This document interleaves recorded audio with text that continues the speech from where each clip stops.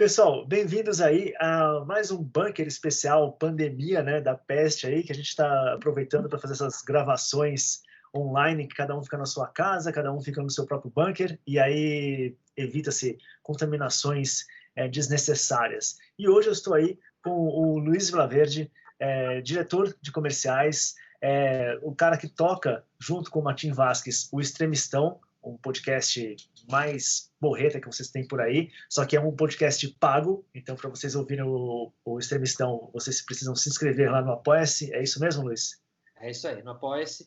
No Apoia-se, né? Que aí você tem acesso ao programa e a vários conteúdos inéditos. Assim como vocês também que apoiam o Bunker, também recebem conteúdo inédito. Inclusive, vocês conhecem o Luiz, porque vocês devem ter recebido aí e lido, ou estão lendo ainda, né, Luiz? Que 140 páginas sobre o David Fincher não dá para ler num dia só. Eu acho que só eu li, tipo, numa sentada, obcecado, assim, também.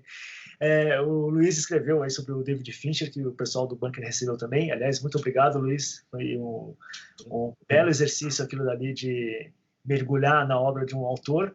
E hoje eu convidei o Luiz aqui para falar não sobre o David Fincher, porque no final das contas eu gravei um Extremistão que vai ao ar, ou já foi ao ar. Esse programa aqui a gente está gravando na segunda, mas acho que o Extremistão vai na terça e na quarta-feira esse bunker está no ar. Então vocês estão aí, já devem ter recebido o programa sobre o David Fincher, mas a gente vai falar sobre o expressionismo alemão, o cinema expressionista alemão, e eu trouxe o Luiz aqui porque numa das nossas conversas em paralelo, a gente estava conversando muito sobre o Fritz Lang, e a gente vai chegar lá tudo, mas mostrar como o Fritz Lang é a cultura pop, Luiz, do cinema pop, pelo menos. Olha, antes de mais nada, Gil, obrigado pelo convite. Falar de expressionismo alemão, principalmente a cultura da República de Weimar, assim, que é um período fascinante da história do cinema. Eu sou doente, eu sou viciado nesse ciclo de filmes, né? Não dá nem para chamar exatamente de uma estética. E então vamos falar um pouco assim de uma certa história secreta aí do expressionismo alemão e de como ele foi se infiltrando não só na cultura do cinema, mas no imaginário da cultura pop, né? Assim, que a gente vê até hoje, né? Isso se degringolando. E o Fritz Lang, na verdade, ele é um cara que eu acho que eu falei para você que assim, qualquer pessoa que gosta de cultura pop deveria ter um busto de ouro na sala e você deveria, sei lá, se ajoelhar uma vez por dia diante do busto do Fritz Lang, porque assim, o que esse cara fez, ele é a semente de todo o resto, assim, né? A gente vai entrar em detalhes aí nos filmes dele, mas é um titã do cinema. Não, vamos sim, e vamos mostrar por que você, fã de cultura pop, tem que ter aí esse busto. O meu não seria de ouro, talvez fosse de prata ou de bronze. Acho que de bronze era mais legal, assim, porque de ouro é meio brega. É muito Ozymandias de ouro. Mas, Luiz, você falou uma coisa interessante aí, que o cinema, em especial o expressionismo alemão, que é aquilo que normalmente quando a gente pensa sobre o período, você sempre acha que é alguma coisa muito grandiosa e tudo, mas na verdade ele teve um período muito curto, né? Que você pode considerar assim, que foi ali na década de 20, mais ou menos. E ainda tardiamente em relação ao cinema francês, ao cinema de outros países ali. Assim, o expressionismo alemão, ele está inserido numa chave daquilo que se chama de vanguardas históricas do cinema, né? Então, o que você tem o pré-cinema, né? O primeiro cinema, que é e quem rege o primeiro cinema, que é antes da Primeira Guerra Mundial, é a Pathé, que é o estúdio aquele grande estúdio francês que existe até hoje, e a Pathé domina todo o mercado internacional de cinema, com distribuidoras, diretores, estúdios. O segundo maior é a Gaumont. E a Itália também tem um foco de cinema muito grande. E os Estados Unidos começa a crescer com isso, com o principal expoente, que é o Griffith, né? Uhum. E aí, quando você tem a Primeira Guerra Mundial, a Europa está completamente destruída, salas de cinema, estúdios, todos os sistemas de distribuição estão num caos, não estão filmando.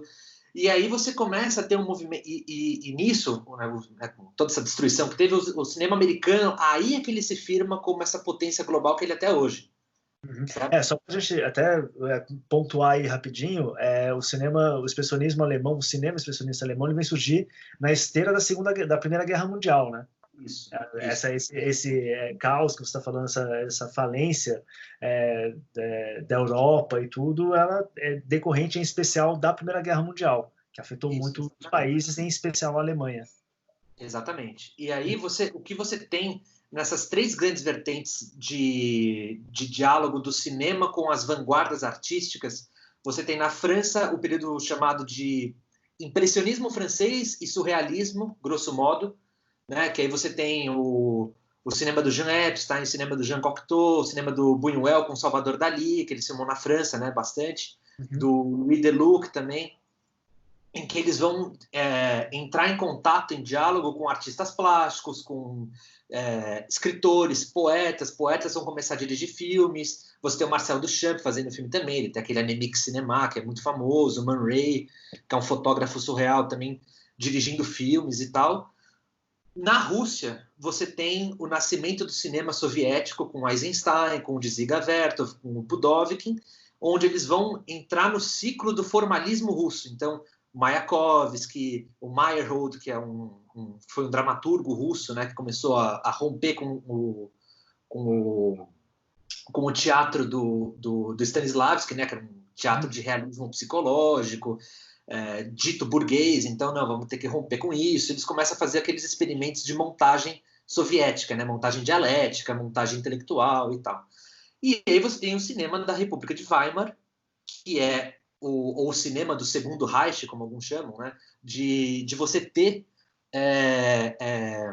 quer dizer, do Segundo Reich, não, ele vem na esteira do cinema do Segundo Reich, que seria esse cinema justamente que é difícil de categorizar como expressionismo, na verdade, né? E é que começam os problemas, porque tem muita gente que diz que sequer existiu um expressionismo alemão no cinema.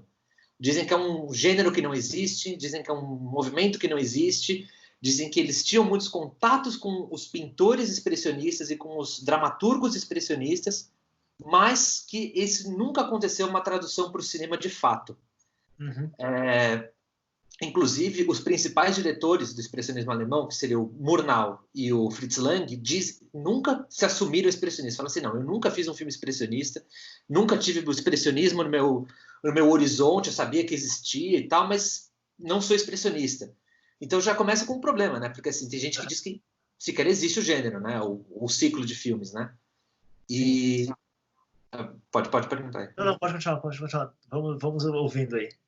Então, e aí o movimento expressionista nas artes plásticas, digamos assim, né? Tanto na literatura quanto na pintura, principalmente, ele se categoriza como sendo a expressão do eu interior no resto do mundo. Então, eu assumo um ponto de vista e a forma como esse ponto, assim,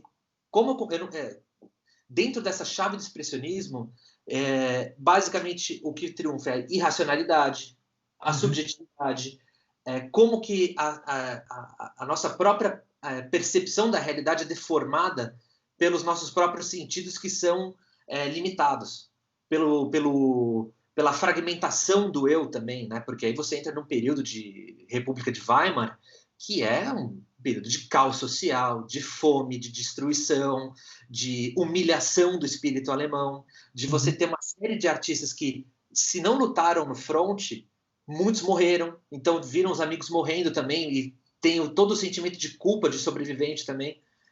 E aí você tem no teatro, a grande influência do teatro expressionista é um cara chamado August Strindberg, que ele faz aquilo que chama de dramaturgia do ego, né?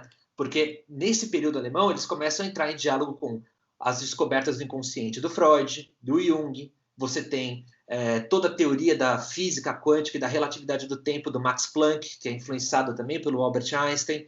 Então você tem uma fusão entre a subjetividade, a percepção da realidade fragmentada e também o diálogo com o que há de mais novo em termos de teorias científicas, de racionalismo, de todas essas coisas. E o expressionismo ele vai beber nas fontes, assim como todos esses outros movimentos de vanguardas europeias, inclusive para se contrapor aos Estados Unidos, eles vão buscar um caráter cultural nacional próprio. Então eles vão buscar as próprias raízes culturais e filtrá-las pelo viés do expressionismo, né? Então, no caso do expressionismo alemão, eles vão procurar o romantismo alemão. Essa é a grande fonte de referência. Então, principalmente o Nietzsche, a filosofia do Nietzsche, e também as pinturas do Caspar David Friedrich, que é um grande pintor romântico alemão que, inclusive, influenciou muito o Murnau, né? Que foi a grande referência para ele na construção não só do Nosferatu, mas de todos os outros filmes dele, né? E claro que assim são linhas gerais, porque você, ao mesmo tempo, você vê que no caso da elaboração dos roteiros dos filmes expressionistas alemães, eles muitas vezes nem adaptam contos ou histórias alemãs. Eles vão buscar histórias de americanos, de ingleses, mas que são ligadas ao romantismo, né? E filtradas esteticamente pelo expressionismo. Não sei se ficou claro. Não, ficou. Acho que, aliás, duas curiosidades aí, né? Você citou o Griffith, e eu espero que você esteja escrevendo sobre o Griffith, que aí os apoiadores do Bunker vão receber um texto em especial sobre o Griffith que o Luiz vai fazer, e mais para frente a gente pode fazer até um programa sobre o Griffith, que é um cineasta que a gente gosta bastante e que virou um cineasta maldito, né, nessa onda hoje em dia do politicamente correto, do cancelamento e tal. O Griffith foi cancelado já há uns 20 anos atrás, mas ele continua sendo cancelado. Na época do Nascimento de uma Nação, cara. Então já está complicado.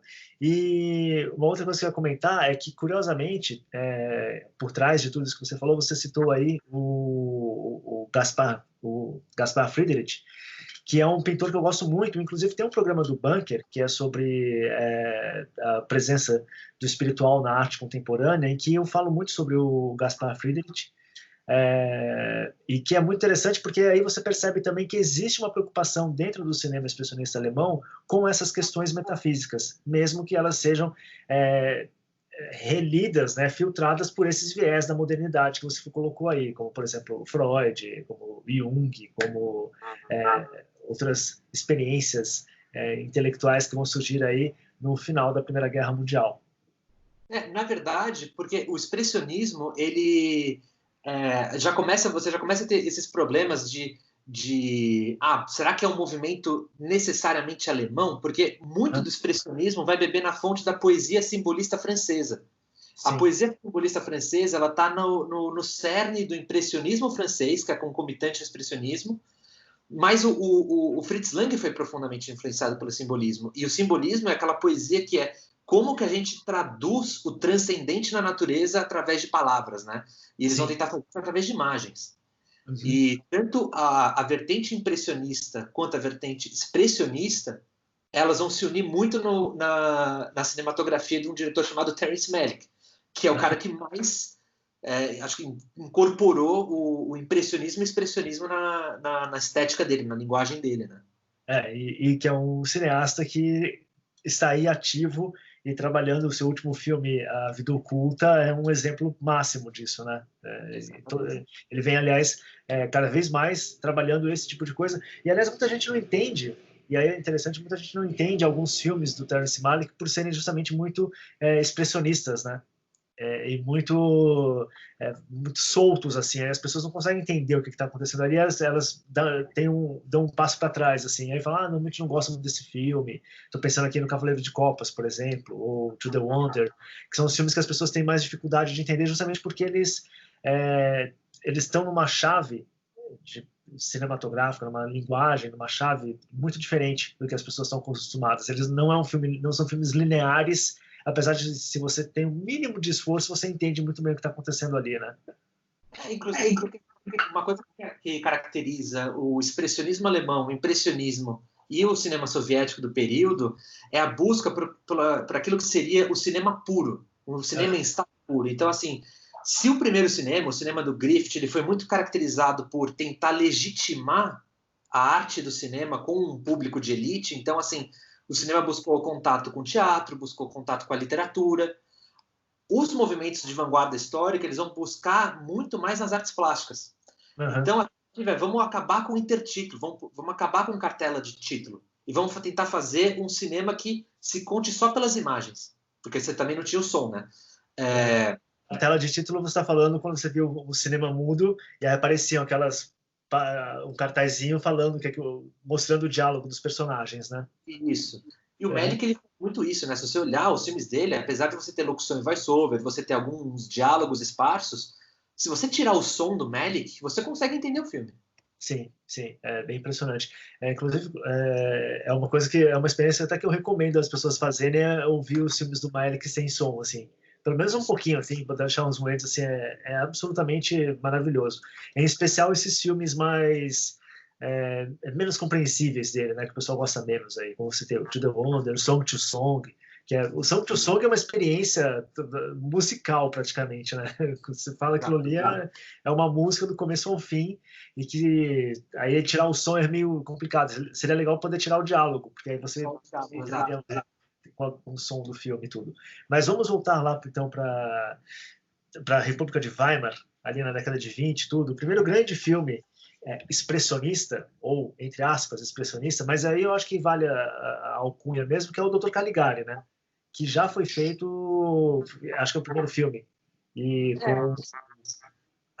com toda uma estética que vai ser entendida como expressionista, até porque o cara que pintou os cenários e tudo era um pintor expressionista, existia toda uma busca ali por uma estética, primeiro, fosse uma estética que não custasse muito caro, porque os caras não tinham dinheiro.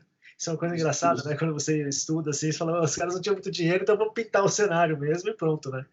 E que tivesse esse significado que você falou assim, de expressar a subjetividade, o modo como aquele personagem enxerga a realidade. Isso. O que tem, assim, o que acontece é que você, nesse período, né, os Estados Unidos colocou como uma sanção econômica a Alemanha por conta da Primeira Guerra Mundial, eles embargaram tudo que saía de produto cultural da Alemanha, tudo. Então, assim, não pode exportar. Então, a Alemanha só conseguia exportar para países que foram neutros na Primeira Guerra e ainda assim tem dificuldade de distribuir os filmes, né? A Alemanha, ela tem, o que eles fizeram, assim, com o crescimento do teatro expressionista e com essa geração de pintores e artistas plásticos expressionistas, o governo alemão, eles criaram a UFA, que seria uma espécie de Embrafilme da época, né? Um órgão estatal de produção de filmes, e começou a financiar massivamente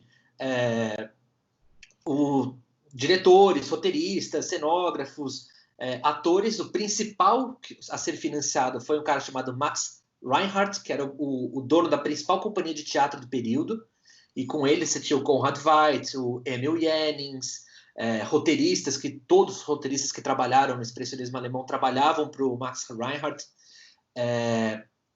e eles começam a trabalhar a criação de um cinema voltado para exportação, não tanto para consumo interno, apesar de que muitos dos filmes expressionistas alemães foram sucessos domésticos, justamente para mostrar todo o poderio cultural da cultura alemã, né? E principalmente também para tentar se redimir aos olhos da comunidade europeia e da comunidade internacional como um todo, né?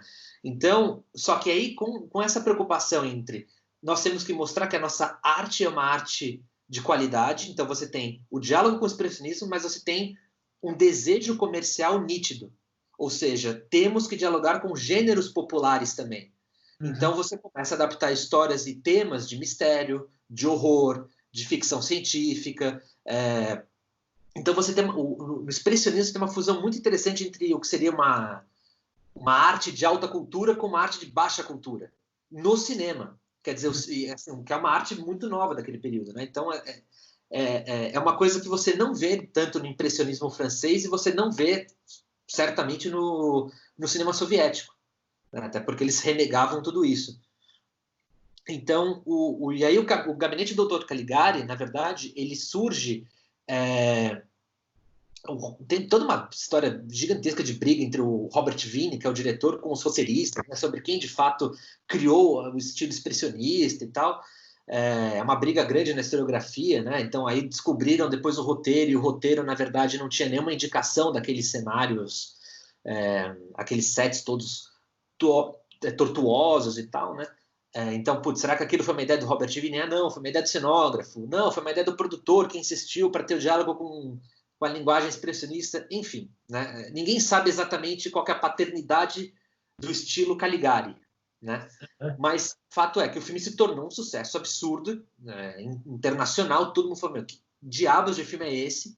Porque nele você tem uma linguagem que é uma linguagem muito próxima ao cinema americano, no sentido de você ter uma continuidade e de você ter uma invisibilidade, né, no sentido de que, tipo, você não denota o autor, o narrador que está contando aquela história, e, no entanto, você tem uma trama que é completamente surreal. Porque quando o filme termina, o personagem principal ele tá preso no manicômio, e o Dr. Caligari, que é o vilão da história, na verdade, ele é o diretor do asilo. Então, qual que é a história que é real? Ou será que o asilo também não passa de um sonho de algum outro personagem? Ele cai no terreno da ambiguidade total, usando técnicas e linguagens que são da continuidade clássica. E aí, só para você que é jovem e que está aí assistindo esse programa e não sabe por que a gente está falando desse monte de filme velho, né, dessa arqueologia do cinema, é o seguinte: se você pegar o roteiro do Caligari, você vai entender muito melhor. Se você assistiu o Caligari, você vai entender, por exemplo, muito melhor no filme como Coringa, né, recentemente, porque está ali abordando exatamente o mesmo tipo de problemática que o expressionismo alemão vai abordar, em especial no Caligari, que é essa questão sendo tipo, o que é real, o que não é. Quem que está narrando essa história, né? Então, só para você jovem, tá vendo? Você é um pouquinho menos tapado, então escute aqui o Luiz conversando sobre expressionismo alemão, tá? E assista filme velho, que é sempre bom. Desculpa. Não, imagina. E tem uma coisa, assim, que... Assim, aí são as circunstâncias históricas, né? Porque no mesmo ano que o Caligari saiu um filme que é muito pouco conhecido, do expressionismo alemão, e ele é muito mais radical na forma e nos cenários e tudo, que o próprio Caligari, que se chama Da Aurora à Meia-Noite, que é um filme que ele é considerado por muitos o primeiro filme noir de todos, né? Porque, na verdade, nele você tem um personagem que é um típico burguês, assim, um pequeno comerciante alemão, que ele rouba um banco, se não me engano, e ele sai pela cidade à noite, e a cidade é completamente deformada. E toda a história se passa em uma única noite. Então você tem assim a casa completamente deformada, você não tem fundo, você tem aquele fundo chapado preto, você não tem nem a tentativa de fazer um fundo pintado com o mínimo de perspectiva. Não tem nada disso, ele é bem radical na forma, né? Esse da Aurora à Meia-Noite. E... Quem que é, Luiz? Desculpa. Karl Heinlein, é um negócio assim o nome dele. Eu preciso ver o nome dele depois.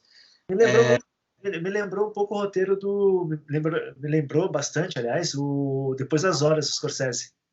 Então, exatamente. Porque tem um outro filme, esse é muito impressionante também, que ele é de 1923, eu acho, que se chama A Rua, de Strasse, que também conta a história de um burguês, assim, um pequeno burguês, que sai numa aventura à noite, porque o filme começa, ele está na casa dele, dormindo, ele começa a observar as luzes da cidade, o neon da cidade chamando ele, e ele embarca numa narrativa meio onírica pela cidade, eles não especificam qual é a cidade alemã, mas seria uma grande metrópole alemã. Então você tem todo um neon, você tem todo o uso de luzes artificiais, de postes de luz, não sei o quê, e uma fotografia que é extremamente expressionista, com sets que são realistas. Então ele já tem um passo adiante no filme noir, né? Ele não cai na estética do caligarismo e ele vai mais para o filme noir, né? Na verdade, acho que essa é uma boa discussão também, que a gente pode entrar um pouquinho aqui, mas eu sei que se a gente entrar, a gente vai sair daqui meia-noite. Que é o noir, na verdade, aquilo que a gente entende como cinema noir, ele foi muito influenciado pelo expressionismo alemão, correto? Né? Acho que a gente pensa muito no cinema noir, no cinema americano, aquela coisa do James Cagney, Anthony Mann e tal, e de repente você fala, pô, mas na verdade isso tudo começou na Alemanha. Exatamente. Inclusive, muitos diretores de expressionismo alemão foram para os Estados Unidos e dirigiram esses filmes, né? E não só diretores, mas também roteiristas, técnicos como diretores de fotografia, iluminadores, todos eles foram trabalhar, né? Aí com a chegada da Segunda Guerra Mundial, né? Um pouco antes mesmo, com a ascensão do Terceiro Reich, todos eles, em grande parte, fugiram para os Estados Unidos, né? Se exilaram.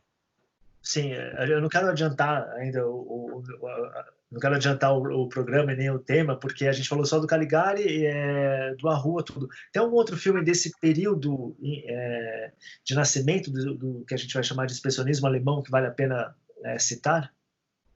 Tipo Golem? a historiografia, ela diz que o período expressionista mesmo alemão foi de 1920 a 1924. Muito curto. Né? Muito curto, é bem impressionante isso. Assim, eu não sei dizer, assim, só que se você coloca até 1924, você exclui um monte de filme que é expressionista também, como Metrópolis. Né? Então, eu não sei o quão...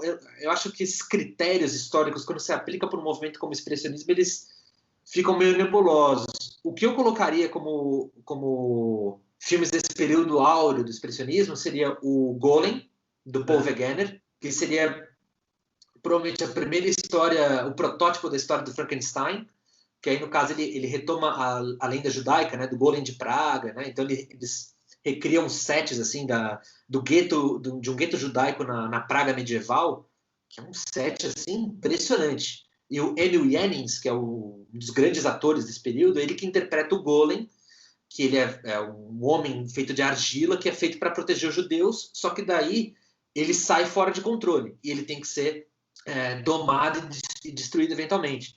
E tem uma cena no Golem que assim, ele é uma figura monstruosa, ele está de frente para uma menininha que oferece uma flor para ele, que é exatamente o que acontece no Frankenstein do James Whale, lá de 1931, da Universal, né? Então é um filme que é muito importante como o estabelecimento do primeiro filme de monstro mesmo, né? Assim, monstro clássico, né? O outro, no caso, seria o Der Milde Tod, A Morte Cansada, do Fritz Lang, que não é bem um filme de horror, mas é um filme onde o Fritz Lang, de fato, mostra que veio, né? Fritz Lang, ele é o... filme também que ele incorpora muito bem a ideia trágica da morte, né? Da presença da morte na cultura, da presença da morte na cultura alemã, né?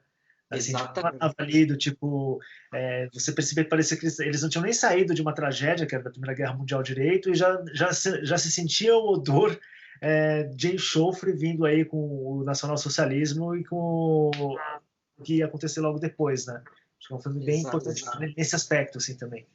E o que eu acho impressionante do A Morte Cansada é porque, assim, a história é basicamente assim, tem uma menina e o namorado dela ele vai morrer, né? Então ela tem que convencer a morte a não ceifar o namorado dela. Então ela vive 3 aventuras que seriam 3 episódios bem diferentes entre si, onde ela percorre paisagens fantásticas e sombrias,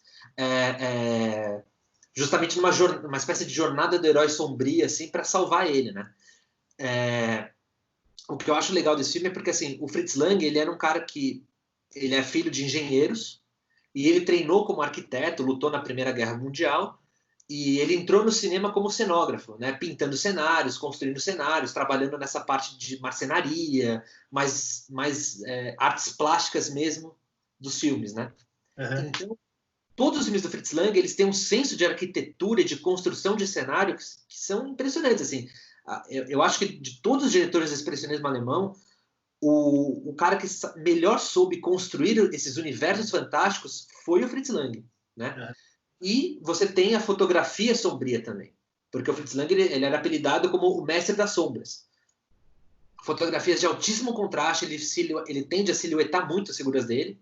Sim. E o A Morte Cansada, aí eu acho que, até para já entrar com um pezinho na cultura pop, ele não é um filme de terror, apesar de ser um filme sombrio e mórbido, e ele não é um filme de fantasia no sentido de ser uma fantasia de conto de fadas, uma fantasia como você poderia ver O Senhor dos Anéis, por exemplo. Ele, na verdade, inaugura o gênero Dark Fantasy, que é o gênero que é explorado pelo Clive Barker, o autor do Hellraiser, é um gênero que é explorado pelo The Witcher, o jogo de videogame, não a série, pelo amor de Deus. O Game of Thrones também, porque quando ele citou aquele universo fantasia medieval, mas com putaria, com temas sombrios, com assassinato, com morte, violência, não sei o quê, ele tá nesse viés do Dark Fantasy, né? Então, A Morte Cansada, ele é muito impressionante porque ele é um gênero que só foi dar certo hoje, financeiramente falando, na cultura pop. Ele foi inaugurado pelo Fritz Lang lá atrás. E esse filme do Fritz Lang, para fechar, ele é o filme que mais dialoga com a poesia simbolista de todo o cinema alemão. Então você tem muitas paisagens onde o Fritz Lang ele cria metáforas visuais para contar a agonia e o desespero da protagonista. Então tem uma cena assim que ela está tentando superar um muro interminável, um muro gigantesco interminável, quase como o The Wall do Pink Floyd. Assim, ela não consegue transpor aquele muro para cruzar o limiar e chegar mais perto do namorado dela. Tem uma cena também que ela tem que subir uma escadaria gigantesca, assim, o Fritz Lang faz um puta plano gigante, assim, belíssimo, assim, uma escadaria enorme que ela tem que cruzar, quer dizer, todo aquele, como a gente dramatiza visualmente o estado da alma, né? Uhum. Então, esse filme eu acho que ele é, assim, é um filme que tende a ser meio esquecido do Fritz Lang, mas que eu acho que ele é uma obra-prima, assim, desse ciclo. E o outro é o Nosferatu, do Murnau, né? Esse filme que aí a gente pode até se deter mais tempo nele, que assim, a importância desse filme para a história do cinema assim, é incalculável, né? Incalculável. Pois é, e inspirado no romance do Bram Stoker, né, como você falou, não pagaram nenhum direito autoral, deu até um processo que só uma curiosidade aí, né? Eles roubaram a história na caruda mesmo, mudaram o nome do personagem e tocaram o barco, aí depois a família do Stoker tentou processar, não sei se ganhou ou não, mas rolou um processo lá. Mas e o filme é bem... eu revi esses dias até o Nosferatu, assim, é um filme que até hoje ele tem a sua força, né? A sua força visual, assim, por mais que você conheça a história de trás para frente, até você não precisa nem ter visto o filme, você sabe como o filme é, no final das contas, porque ele já foi tão citado inúmeras vezes que você automaticamente conhece o filme. Mas também tem uma coisa no Nosferatu que a gente já também pode puxar, que a gente não comentou ainda, que é a questão do duplo no cinema alemão, né? Exatamente. Então, eu vou deixar você falar aí mais agora. Assim, na verdade, já vou até dar a primeira indicação de bibliografia, duas aqui. Vou só achar aqui na pilha.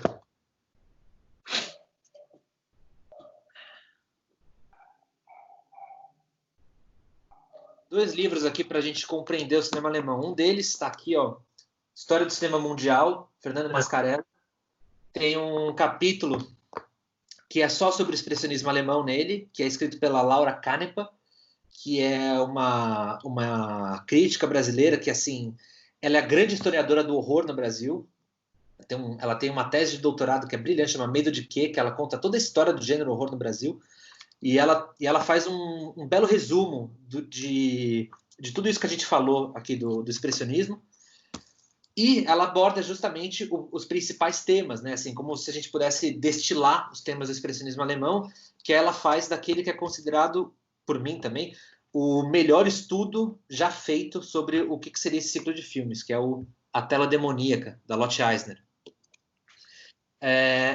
E a Lotte Eisner, ela fala assim, olha, se eu tivesse que reduzir todo o ciclo de cinema de expressionismo alemão para um tema, eu diria que o que é recorrente em todos eles é o do duplo demoníaco. Que aí, no caso, seria a fragmentação do indivíduo, do protagonista, numa versão dele mesmo que é monstruosa. Então, pode ser tanto um sósia maligno, uma espécie de clone maligno, quanto pode ser o caso do vampiro do Nosferatu. Porque, assim, eu acho que hoje o Nosferatu, ele é um filme que ele não causa medo, né? Obviamente.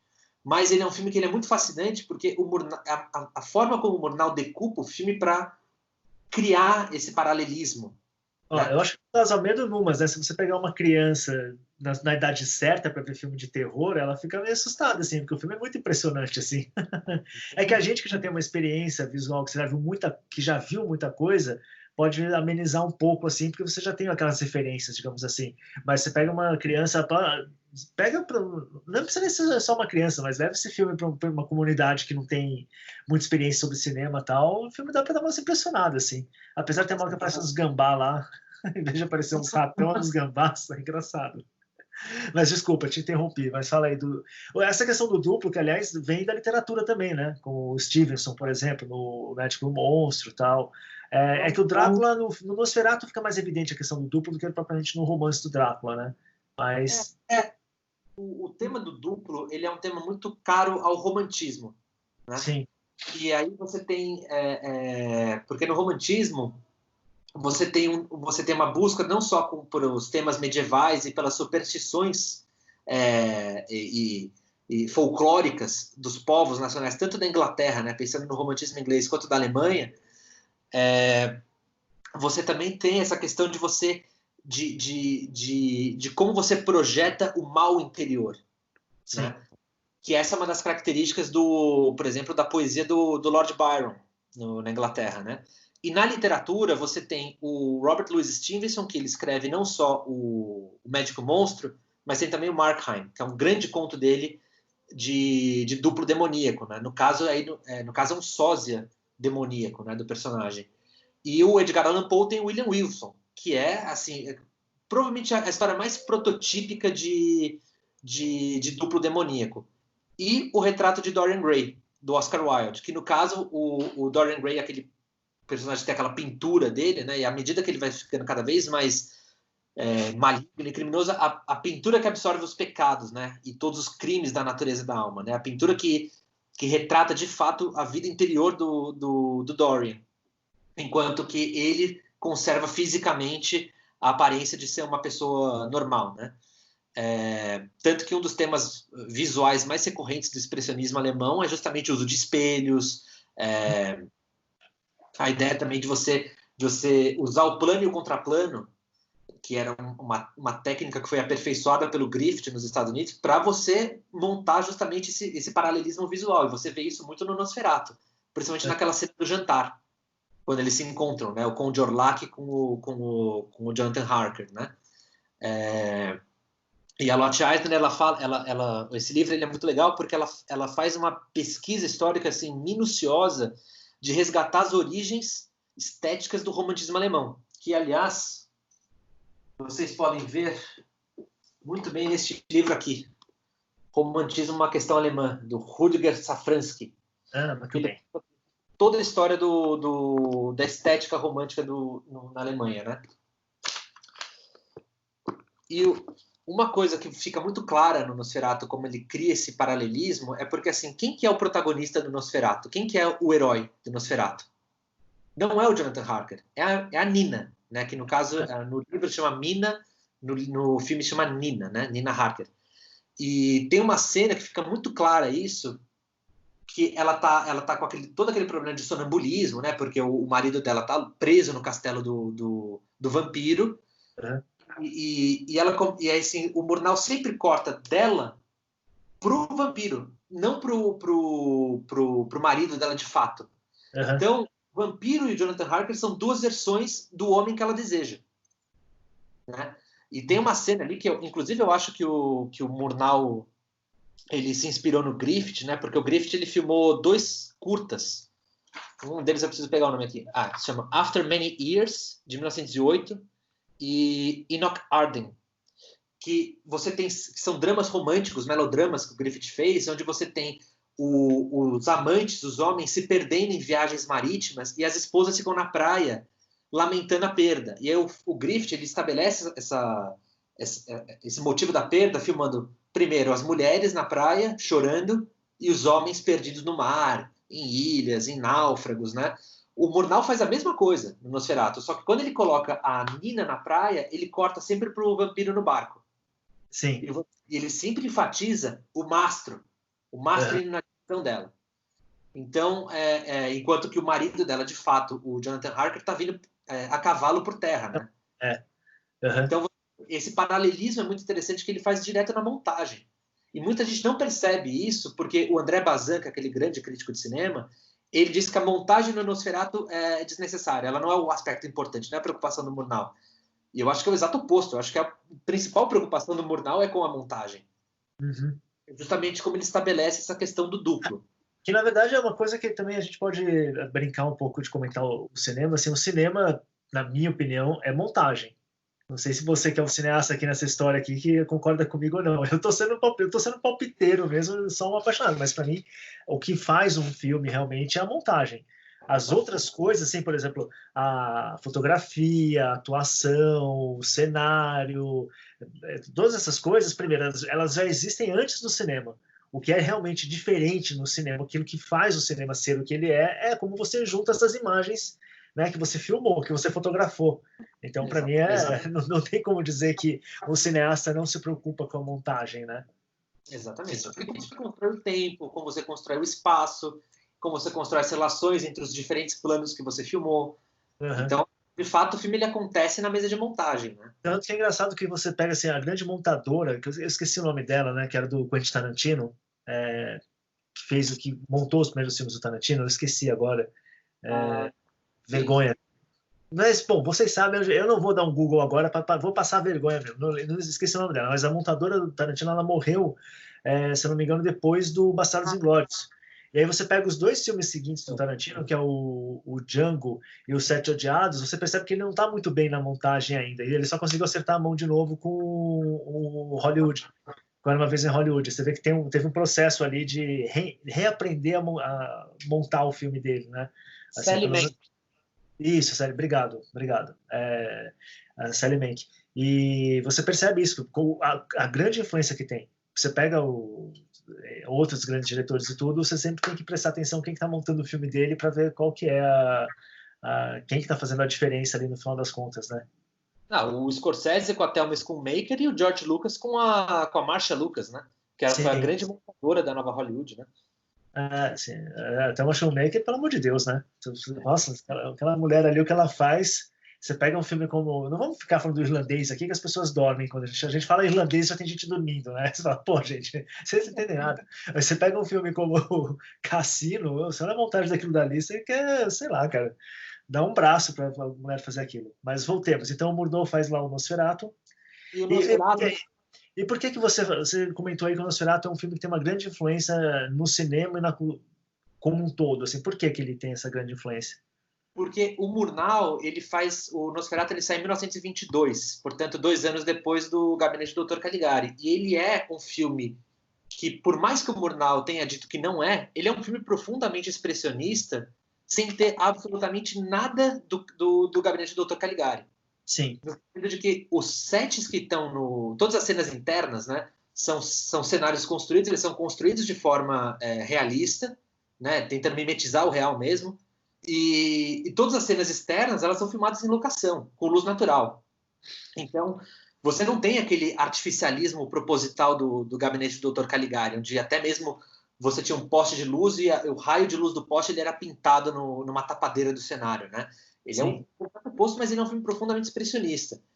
E isso, aí é que entra o Caspar David Friedrich também. Porque o Murnau, quando ele vai filmar a natureza, e ele vai filmar sombras, e ele vai enquadrar, a forma como ele enquadra a natureza, é buscando justamente o sobrenatural que está oculto naquelas aparências. Que é justamente, vou refazer a referência aqui para o especial que eu fiz sobre a arte, a presença de Deus na arte contemporânea, né, do metafísico na arte contemporânea, que o Caspar Friedrich tem exatamente isso, né? Ele tem aquelas paisagens que você, o que ele pinta, o principal é o que você não vê. É o que está subentendido ali, por exemplo, ele tem aquelas catedrais em ruínas, umas árvores, não sei o que você vê só. Bom, você tem aquelas sombras, aquilo ali, mas você consegue enxergar com o seu olho interior, digamos assim, a catedral que está por trás aqui daquelas ruínas, o que existia ali antes, né? É como se fosse uma presença diáfana no mundo real, assim. Exatamente. Uhum. E essa estrutura, esse tratamento da natureza no Murnau, olha só a estrutura do Nosferatu. Você começa o filme na cidade, o protagonista sai da cidade, ele começa a embarcar na trajetória dele rumo ao castelo, que está imerso na natureza. Ele passa pelo primeiro limiar, com aquela estalagem onde tem aqueles ciganos, e os ciganos falam para ele, não, você não tem que ir para lá, não pode ser. Daí no quarto ele encontra aquele livro antigo que fala sobre o folclore do vampiro. Uhum. Exatamente. Ele sai da estalagem, ele começa a transitar pela natureza. Ele cruza uma ponte, passagem do segundo limiar. Aparece a carruagem que vem buscar ele. Ele sobe na carruagem. Daí o Murnau ele faz aquele negócio de acelerar o filme, né? Eu vou comentar isso. É como se, de repente, é como se ele quisesse passar para você que você está numa outra realidade ali, né? Exatamente. Ele cruza uma segunda ponte, terceiro limiar, e aí ele chega no castelo. E o castelo que o Murnau escolheu de locação, ele é um castelo que ele está em ruínas, mas ele parece que ele está saindo da rocha. Ele é um castelo que está no topo de uma montanha, ele parece que é uma casa que brota de uma pedra, né? Uhum. Essa estrutura é a estrutura de ouro do cinema de horror. Pega o Massacre da Serra Elétrica. Você tem aquele grupo de hippies que saem da cidade, cruzam o interior do Texas, e quanto mais eles entram na natureza, mais eles entram não só no espaço natural, mas também no espaço onde a natureza humana está em estado bruto. Uhum. Ou a bruxa também, né? A bruxa, o anticristo, do Lars von Trier. Uhum. Tanto o próprio, aquele Viagem Maldita, do Wes Craven, também, que é com os mutantes que moram nas montanhas. Sim, é uma estrutura que ela é ultra repetida, né? O Evil Dead, do Sam Raimi, também tem a mesma estrutura. E essa vem justamente de uma análise que o romantismo fez de reação ao iluminismo e ao racionalismo que veio junto com o iluminismo. Não, agora a ciência já tem todas as respostas, a ciência já dominou a natureza. E aí os caras como Edgar Allan Poe, como o Bram Stoker, como a Mary Shelley, com o romance Frankenstein, o próprio Percy Shelley também, o marido dela, o Byron e tal, o que eles vão falar é: não, existe uma natureza humana em estado bruto que pode ser tanto boa por nos libertar dessas correntes da ciência, que em tese acabou com a metafísica, né? Uhum. Mas você também tem uma violência, você também tem um mal que está inato na natureza humana. Sim, e você também tem uma presença metafísica que permanece independente de você querer racionalizá-lo ou não. Que, inclusive, é uma discussão bem interessante que está no nascimento da arte moderna, da arte que a gente entende como arte moderna, que é justamente aquilo. Realmente você tem uma descrença nas religiões tradicionais, só que, ao mesmo tempo, você tem uma busca por uma experiência mística mais sincera. Que aí você pode ter coisas que vão te levar para o puro charlatanismo, ou experiências realmente reais, mas que existe uma busca nessa arte contemporânea, e aí eu estou fazendo a ponte aqui para ligar com o cinema mesmo, mas que existe essa busca na arte contemporânea por uma experiência metafísica real, né? Exato. Então é bem interessante que vem justamente para se contrapor a essa racionalização que acontece aí com o iluminismo, tudo. Não que o iluminismo não seja ruim, tá? A gente precisa dele, especialmente num país como o nosso, mas vocês entenderam o que a gente quis dizer. Continue lendo. O que o Murnau faz, que também é uma coisa que entrou para a gramática do horror, para a estética do horror, é você associar o monstro com outros elementos que ameaçam. Então, o vampiro ele é associado com o rato que espalha doença. Sim. Ele é associado com o morcego, né? Que espalha doença, a gente bem sabe, né? Pois é, a gente está vivendo uma peste aí vinda do morcego, né? Aliás, aquela cena no barco que ele começa a sair uns ratos do convés, assim, você fala, meu Deus do céu, cara, é muito uma peste mesmo, né? O cara chega com a peste. Aliás, é dito, né? O Murnau, claramente, ele fala, olha, tá chegando a peste aí, né? Exatamente. Então, e também com o lobo, porque o vampiro se transforma em lobo, e você também, que no filme do Murnau não tem isso, mas você tem aqueles lobos uivando e tal, porque aí você já tem a violência inata, o lobo como sendo o predador que caça e que destrói de forma violenta, né, agressiva, né, as pessoas, né. E isso também se torna uma característica que é muito recorrente no cinema de monstro, né, como você associa monstros a esses outros bichos peçonhentos, a barata, né, que está ligada a cemitério, está ligada à decomposição e tal. Então, assim, você tem no Nosferatu, pela primeira vez, a codificação de fato do padrão de ouro do cinema de horror, né? Que vai ser muito explorada pela Universal no ciclo de filmes de terror dos anos 30, né? Uhum.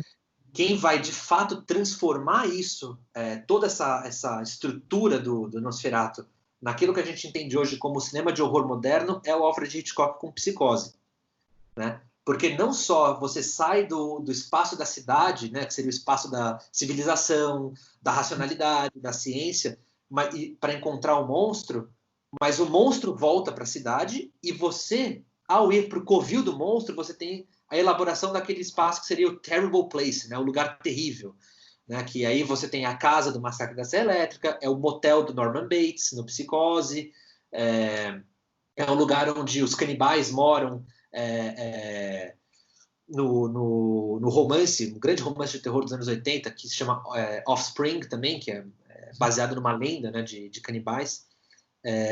Então você tem todas essas coisas que já são codificadas no Nosferatu, e esse tratamento que ele faz da natureza, de filmar a natureza de uma forma sobrenatural, só que sem entrar em muitos efeitos, em muita trucagem de câmera, em trucagem de efeitos visuais, isso vai fazer todo né, tem uma longa história, né, no cinema posterior, né? É bem interessante você pegar e assistir dois filmes, né? Você tem na verdade, você tem 3 filmes que valem a pena assistir junto com o Nosferatu original. Você tem o Nosferatu do Klaus Kinski, na década de 70.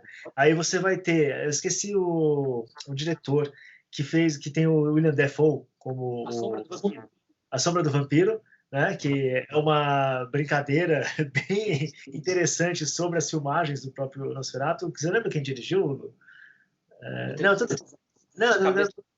Mas é A Sombra do Vampiro e o próprio Drácula do Coppola, né? Exatamente. O Drácula do Coppola, que inclusive o Coppola, vários efeitos que o Coppola usa no Drácula dele são efeitos antigos, são efeitos, não são CGI, não são efeitos de computador, são efeitos práticos, né? Que ele tentou reproduzir algumas coisas assim que eram feitas na época, mesmo para dar aquele tom ao filme mais esse tom expressionista, digamos assim, né? É maravilhoso. O Drácula do Coppola, nossa, assim, é uma obra-prima do começo ao fim. Inclusive, o próprio cinema expressionista como um todo, ele retoma muito dos efeitos e trucagens de câmera que foram iniciados pelo Georges Méliès, né? Assim, com efeitos de múltiplas exposições, de você expor só metade no negativo, filmar uma parte, aí você tapa essa parte no negativo, filma outra, então você você cria 2 imagens diferentes no mesmo negativo, né? Que é justamente o nascimento dos efeitos especiais e efeitos visuais no cinema. O expressionismo recupera isso de uma forma narrativa para recriar o psicológico dos personagens, né? Sim. Tem uma longa tradição isso também, né? E é bem interessante. Aliás, uma coisa que você comentou e que eu vou puxar para a gente voltar a falar dele, porque aí eu acho que até vamos fazer o seguinte: a gente já está com 50 minutos de programa aqui, e a gente falou do começo. Falta coisa. Então, assim, o que eu vou fazer agora, assim, a gente vai falar do Fritz Lang agora, e aí, mas esse que a gente vai falar do Fritz Lang agora, eu quero começar falando dele em uma relação com o David Fincher, porque você falou uma coisa muito interessante, que o Fritz Lang ele começou trabalhando por trás das câmeras, né, construindo cenário, tal, não sei o quê, que é um pouco o que o David Fincher fez também. Ele começou por trás das câmeras, trabalhando ali e tudo, e aí ele foi quando ele se torna um cineasta, tudo aquilo que ele aprendeu em termos práticos ele aplicou no cinema. Só que isso vai ser no segundo programa. Então esse programa você vai encerrar agora e aí na semana que vem vocês voltam para falar sobre Fritz Lang, para ouvir, melhor dizendo, sobre Fritz Lang, David Fincher e muito mais, ok? Então encerramos a primeira parte aqui, tá, Luiz? Até a próxima, galera.